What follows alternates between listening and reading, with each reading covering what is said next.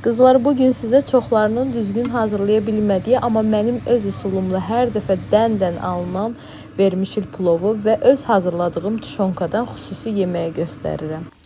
Bu yeməyin dadına inanın ki, kim baxır, mütləq bəyənir. Mən bunu hər həftə demək olar ki, evdəkilərə edirəm. Vermişili düzgün hazırlamaq çoxlarının bacaracağı bir şey deyil. Çünki ya yapışır, ya qaynayanda xəmir olur. Onun xüsusi resepti odur ki, yağda qızardırsan və daha sonra üzərinə su tökürsən. Suyu da çox tökmək lazım deyil.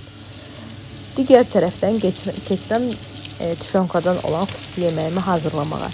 Soğan, qırmızı soğan olmalıdır mütləq şəkildə. Burada soğanı yağda azca öldürürəm. Çox bişirmək lazım deyil. Və üzərinə kökü tyorkadan keçirilmiş əlavə edirəm və ısıtıram marazinlikimi. Mən yayda hər zaman marazinlikimi doldururam.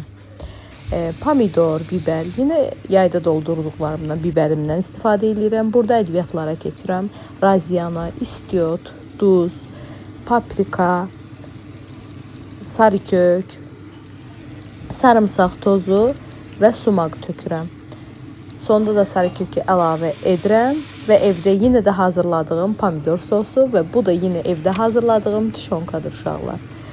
Rəylərdə fikirlərinizi gözləyirəm.